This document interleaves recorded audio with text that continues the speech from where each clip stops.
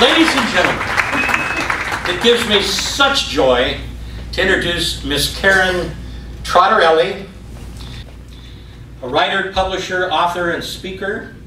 Her essays, articles, and interviews have been published in newspapers and magazines throughout the country.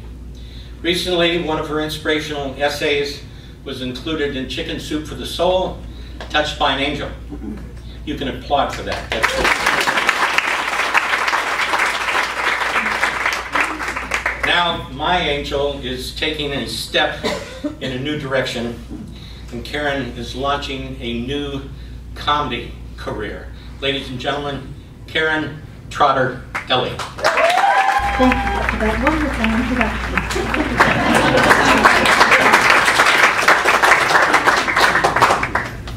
And I hope to memorize all of this, but I've had mental pause this week, and I just couldn't get around to it. But I am Karen Trotter Elley, and you are not. At this point, that's the only thing I'm sure of, except the fact that I was born in Nashville. Any other Nashville natives here? I can hear you breathing. Okay. Great. I thought we were going extinct. Although I was born in Nashville, I grew up in Bug Tussle, a tiny Tennessee farming community west of nowhere in Robertson County. The place was so small that there was welcome on both sides of the sign. The phone book was a one sheet, and our main street was a gravel road that dead-ended in both directions. But an interesting thing about small towns, don't worry when you don't know what you're doing. Everybody else does. I grew up in the late 50s, early 60s. It was a different time.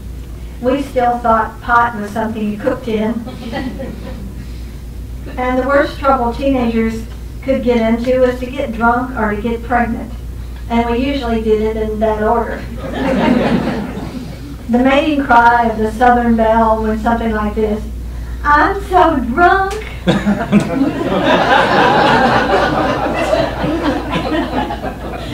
My current and best husband, Michael, missed that era. He moved here 27 years ago from LA and considers himself practically a native because he knows the difference between y'all and all y'all. And he understands that sometimes we refer to the Civil War as that unfortunate incident. And last but not least, he understands the true meaning of bless his heart. The genteel way of saying you dumb smuck. As you may have noticed, there's an abundance of churches in Nashville. We have one practically on every corner. My mother was a Baptist and my father was a Catholic. So I refer to myself as a Badlick. This led to a lot of confusion when I was enrolled in the first grade at Holy Name after having gone for several years to Baptist Sunday school. My sister Gail, who was 7 years older than me and a full-fledged Catholic, helped me by teaching me a prayer to recite whenever I made the sign of the cross. She said it would impress the nuns. Oh, and it did. As I solemnly intoned, "Betcha, beatcha, dominoes." The nuns were not happy. By the time I was in high school, I was enrolled in public school, and I loved my English teacher, Miss Grace V. Hyde. She once brought in a letter from a former, and I stressed the word former suitor, to serve to the class as a bad example. When she started to read the letter, we realized it was a marriage proposal. But any romantic notions we harbored were dispelled when Miss Hyde pointed out that she used red ink to make several corrections to his spelling and grammar, and then she sent it back to him. That letter looked like it had bled to death. Needless to say, Miss Hyde was and remained an old maid. She encouraged my dream of becoming a writer, and is one of the reasons why I can say today that I am a writer and an author. As Michael said, my essay, The Messenger, was recently published in the Chicken Soup for the Soul, Touched by an Angel book. But I almost missed the opportunity due to fear of rejection.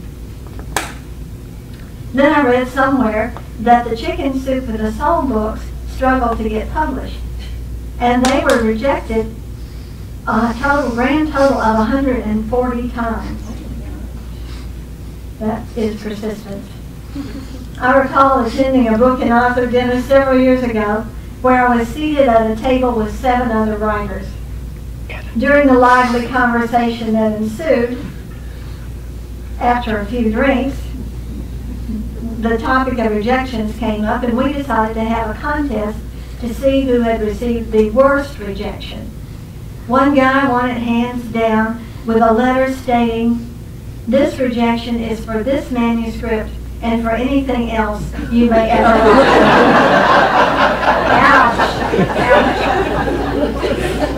Early in my writing career, I worked in the advertising department in a Tennessean newspaper.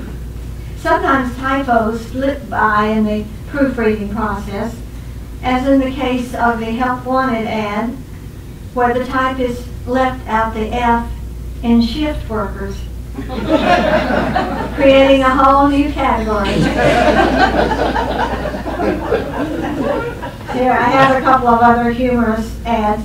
Dog for sale, eats anything, and is fond of children. Tired of cleaning yourself? Let me do it. Now is your chance to have your ears pierced. Get an extra pair to take home. Did you hear that? We do not tear your clothing with machinery. We do it carefully by hand. Know those folks. 4-poster bed, 101 years old, perfect for antique lover. For sale, an antique desk, suitable for lady with thick legs and big drawers.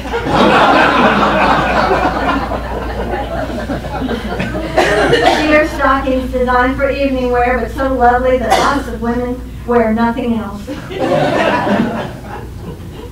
And my all-time favorite, a full-page ad with a large, bold 72-point type headline that read, "Sale, open to the pubic." To err is human, to really screw things up requires a computer. And now I'd like to read for you one of my humorous essays called Nightmares, Looking for Socks in All the Wrong Places. There are many theories about the mysterious disappearance of socks. Some people think that athletic socks jump over the rim of the tub in the washing machine and go down the drain.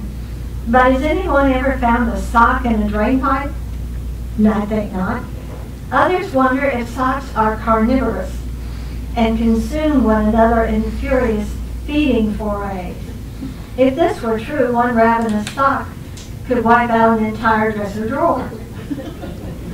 Some self-proclaimed experts claim that socks are the larval stage of coat hangers, since socks disappear and the coat hangers seem to multiply. At my house, coat hangers vanish. Does it make them the larva of dust balls? Or is there, as some conclude, a marauding band of sock thieves? But if this is true, why do they steal only one of a pair? Some people in my family think I throw their socks away. I swear it's not true. I don't put socks in the garbage can or sacrifice them in late night secret rituals or believe in the sock fairy, no matter how many coins I find in the washer. We must face the facts. The single sock population is on the increase. They come to us mated, but in a short while, one of them is gone. After many years of studying their mating habits, I have come to the inescapable conclusion that socks don't mate for life. It is my theory that socks seek out other mates, form new attachments.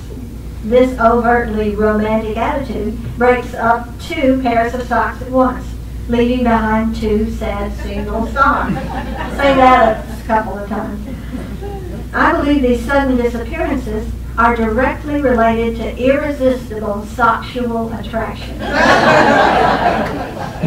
Consider the evidence. How often have we found them clinging to the inside of our underwear?